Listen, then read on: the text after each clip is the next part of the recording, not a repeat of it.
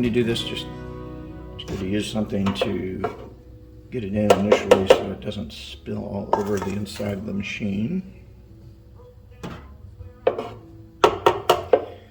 And the amount of ingredients in this batch, of course, we'll actually, at the end, we'll break it in 2 parts and actually put it in 2 different bread pans. And there's sort of normal sized bread pans, I guess.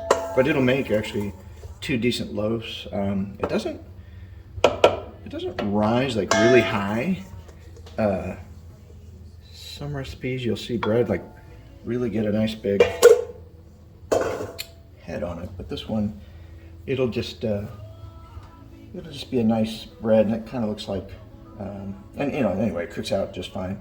All right, so on the bread machine, we're actually gonna put it on the automatic setting for just dough. It's actually dough, pizza dough, number 10 here. So push this guy, go to number 10. This is a great bread machine. It's by Cuisinart. It's what they call a convection bread maker, and you know, like any bread machine, it's set it and forget it kind of stuff. It's pretty nice. This one's got the mix-ins button here, which is on by default, and so after it does its thing and gets the initial kneading process done, that will beep an alarm as a reminder then to come put the pecans and cranberries in. And then after that, then I kind of work with that to get it all in there, because those things will kind of be on the bottom and not get in the ball of dough so well. So you got to use your spatula and kind of help all that along. So with that, we also will set the loaf to, there's 1 pound, 1.5 pound, 2 pound. I always go with the bigger setting for this recipe. And then that's really it. We don't use the crust setting on this. And then really just, we're ready to go with that. Hit start and it'll start doing its thing. So I'll close this up, and then periodically I'll be over here with the spatula kind of helping it. I'll give it a few minutes to kind of get further along before I do that. All right, so you can see that there's little parts that kind of get stuck up on the top, and you just need to kind of work those down real quick. Smells good. Got a good cinnamon smell going on here. You can see the cinnamon kind of gives it a little bit of a light brown color.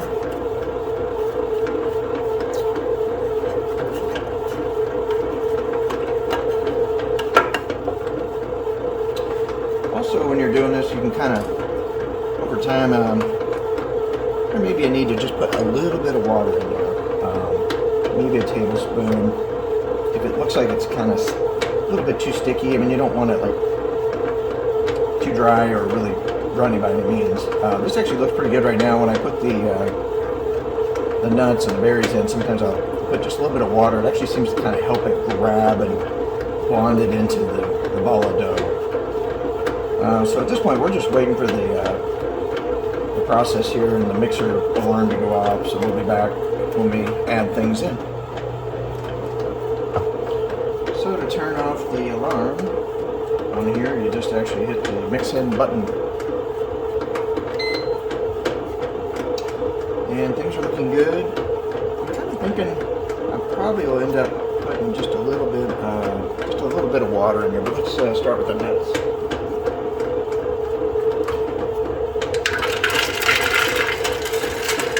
Put about 1/4 of them in.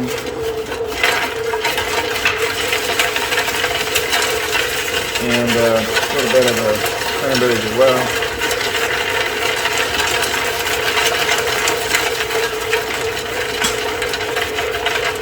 A little bit of water.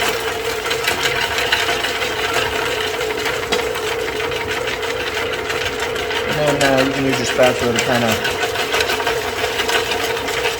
try to get the ball kind of lopsided.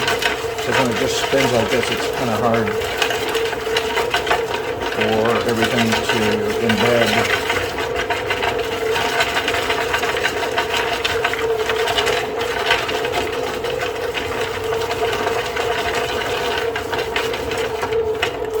There you go. So yeah, if you can kind of get it doing a different angle, it kind of helps pick up all these nuts and berries. There we go.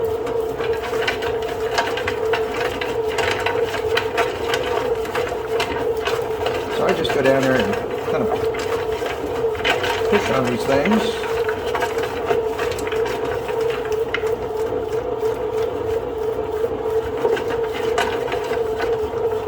That's kind of what you want it to do, just kind of get it to stop spinning.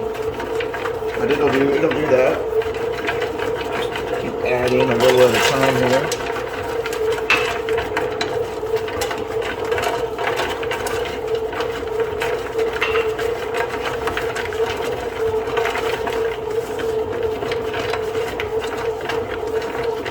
Initially it'll look like it's all on the outside, but over the course of the final kneading process, it'll find its way all throughout the dough ball.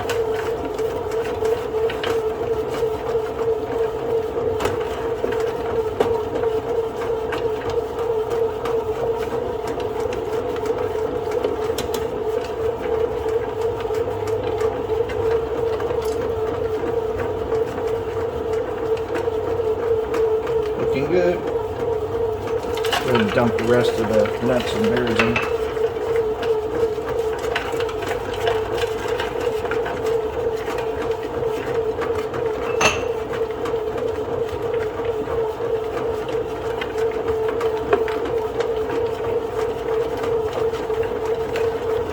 This stuff will tend to kind of gather up in the bottom on the corners. So you definitely have to kind of work it for a little bit at this stage. And I do think that extra little bit of water kind of helps.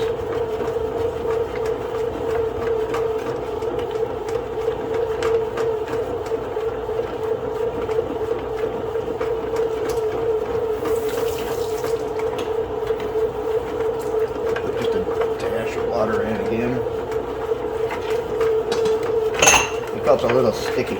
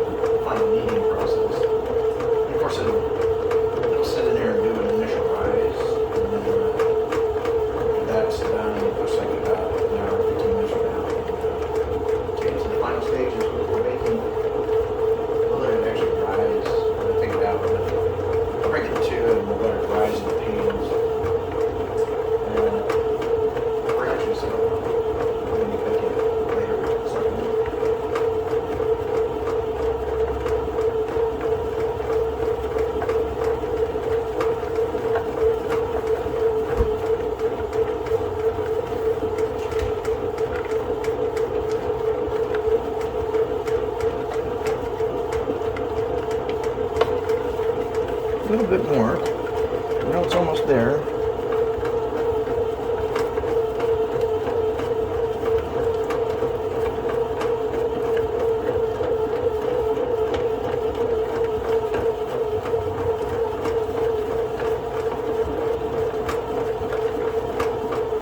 All right. Let it do its thing.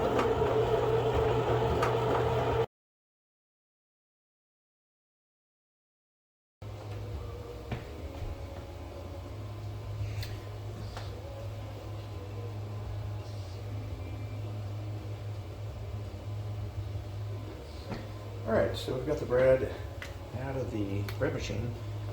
So, you know, as we touch it, of course, it's going to shrink down just a little bit here. Make sure your hands are clean. I put a little bit of olive oil in there, just a tablespoon in the bowl.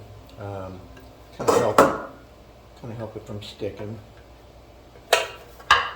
And we'll just kind of knead it a little bit. Oh. It's a little sticky. Make sure the doohickey comes out of there, and kind of flip it around. Get some of that olive oil on it. It'll keep it from sticking to the bowl in your hands. So you can see everything, all the nuts and cranberries kneaded nicely into the ball here, the dough ball. All right, so we're just going to kind of do the old hand knead here for just a second.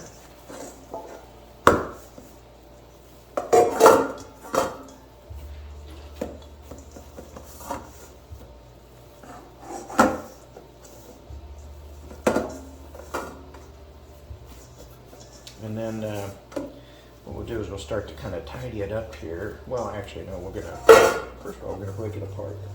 Going to kind of evenly pull it apart, about the same size loaf here. And then I'm gonna stick one in here for a minute.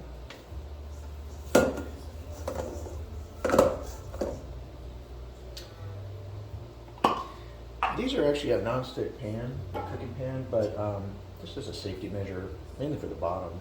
Just going to hit it.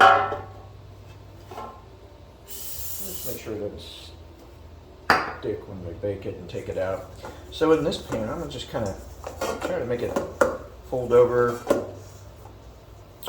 and get a nice smooth top and surface to it. So just kind of do that, make a little bit of a tube. Kind of stretch it out just a little bit. What we're going to do is we just lay it in the pan.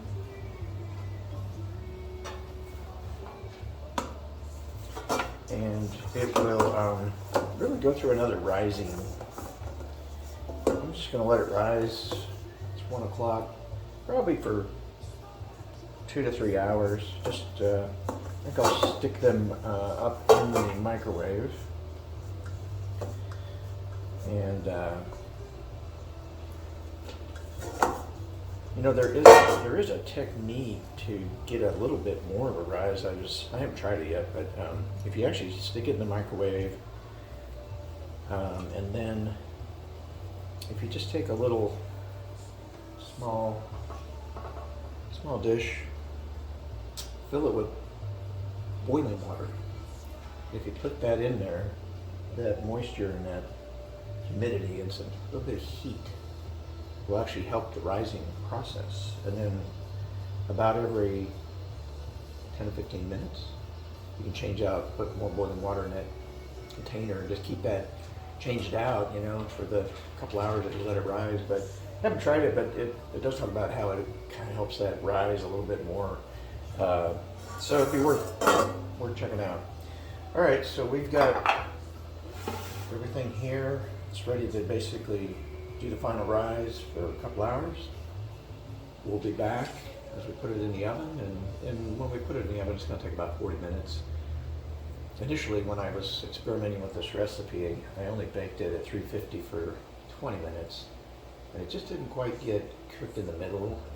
I would describe it as a very dense texture, and by letting it go 40 minutes, got a really nice finish on the top with the egg wash, but it really cooked the right way all throughout. So I'm sticking with 40 minutes. We'll be back.